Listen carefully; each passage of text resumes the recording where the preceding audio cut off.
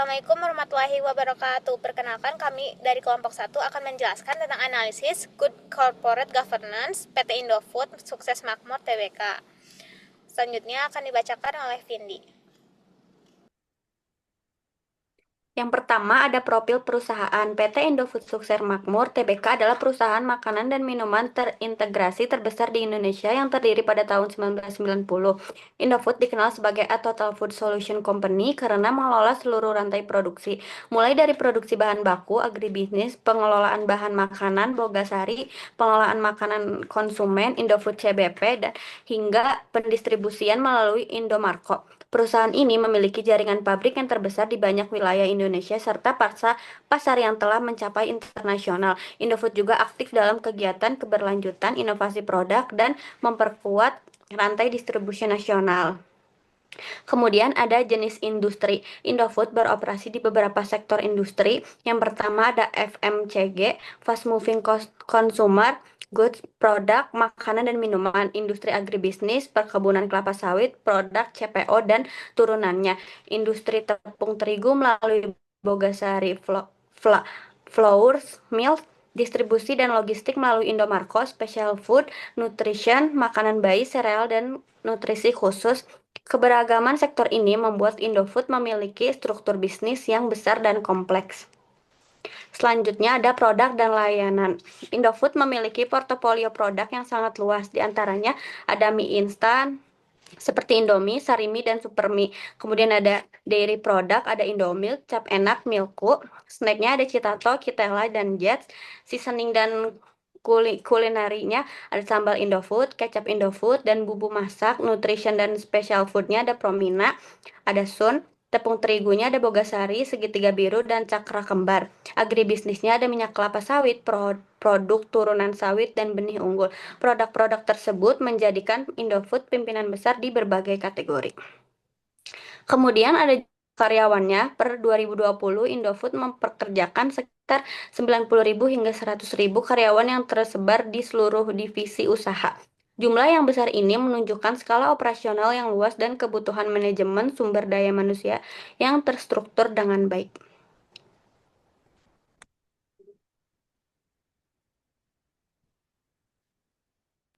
Selanjutnya ada prinsip GCG Indofood.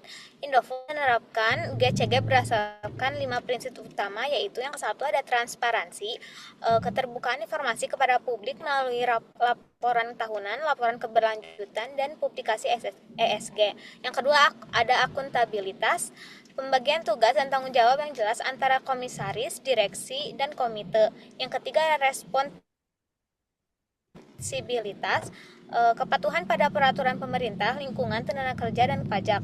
Yang keempat ada independensi, pengambilan keputusan tanpa intervensi pihak lain, keberadaan komisaris independen. Nah, fairness, perlakuan yang adil pada seluruh pemangku kepentingan, investor, karyawan, mitra usaha, dan konsumen. Next. Di sini ada analisis aspek GCG Indofood. Yang ke satu ada transparansi yang tadi sudah dijelaskan. Indofood secara konsisten merilis laporan tahunan, laporan keberlanjutan, dan informasi ESG. Namun, beberapa tantangan muncul pada sektor agribisnis seperti transparansi pengelolaan lahan dan isu lingkungan. Yang kedua ada akuntabilitas. Struktur organisasi dibuat jelas mulai dari komisaris, direksi, hingga komite pendukung. Evaluasi kinerja dilakukan melalui RUPS dan audit internal berkala. Yang ketiga ada responsibilitas. Perusahaan mematuhi regulasi pemerintah terkait perpajakan, lingkungan, dan standar keamanan pangan. Program CSR dilakukan pada bidang pendidikan, sosial, dan lingkungan. Yang keempat ada independensi. Komisaris independen dan komite audit memastikan tidak ada konflik kepentingan setiap keputusan strategi melalui proses persetujuan formal. Yang terakhir adalah fairness. Indofood menerapkan sistem whistleblower struktur organisasi Indofood secara umum mencakup RUPS atau Rapat Umum Pemegang Saham. Yang kedua ada Dewan Komisaris, isinya ada komisaris utama, komisaris independen. Yang ketiga ada direksi, ada direksi utama, direksi keuangan, direksi operasional, direktur distribusi, direktur pemasaran, dan direktur HC. Yang keempat ada unit pendukung, ada internal audit, corporate secretary, legal. Terus compliance struktur ini memudahkan pengawasan dan pembagian tugas secara sistematis.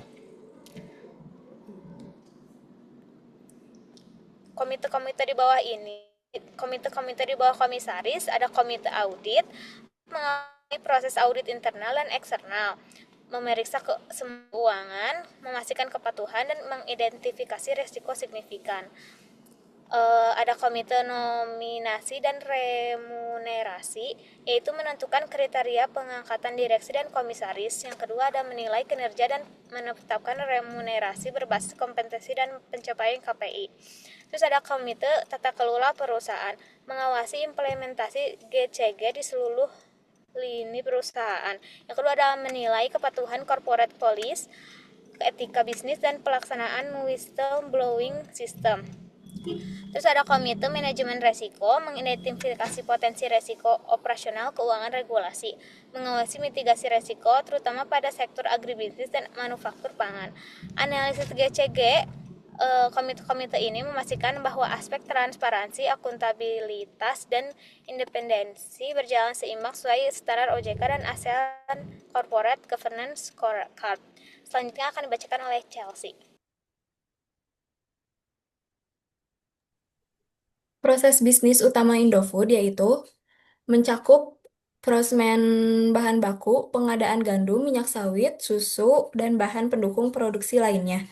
Yang kedua, proses manufaktur, produk mie instan, produk dairy, snack, seasoning, tepung terigu, dan lainnya.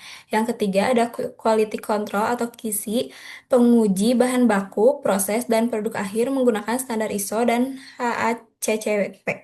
Yang keempat, packaging, pengemasan sesuai standar keamanan pangan, penyimpanan di fasilitas gudang nasional sebelum distribusi. Lalu ada distribusi.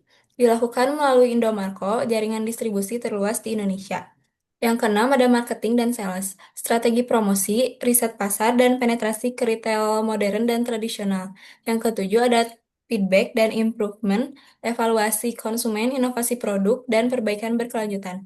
Analisis GCG yaitu setiap proses memiliki SOP, audit, serta pengawasan mutu yang terukur sehingga menjamin akuntabilitas operasional. Selanjutnya, proses audit dalam GCG Indofood yaitu menerapkan sistem audit berlapis untuk memastikan kepatuhan terhadap standar nasional dan internasional. Yang pertama yaitu audit internal, dilakukan oleh divisi internal audit yang berada langsung di bawah Dewan Komisaris. Fokusnya itu SOP, efisiensi operasional, tata kelola, dan risiko internal.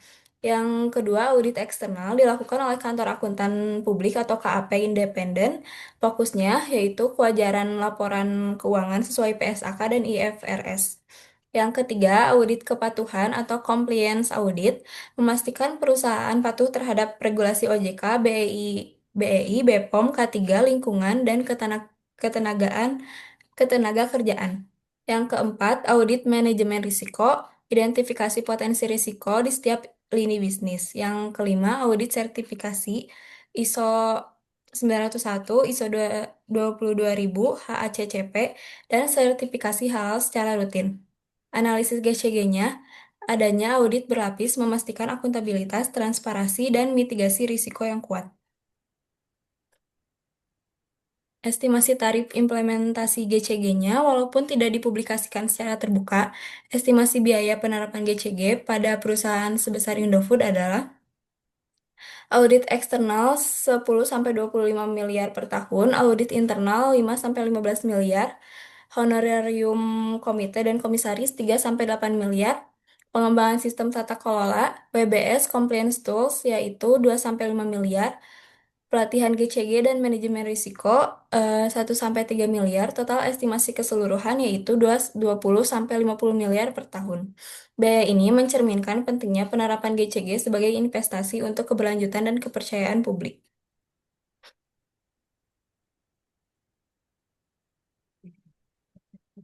Sekian presentasi kami. Kurang lebihnya terima kasih. Assalamualaikum warahmatullahi wabarakatuh. Waalaikumsalam warahmatullahi wabarakatuh. Terima kasih. Oh,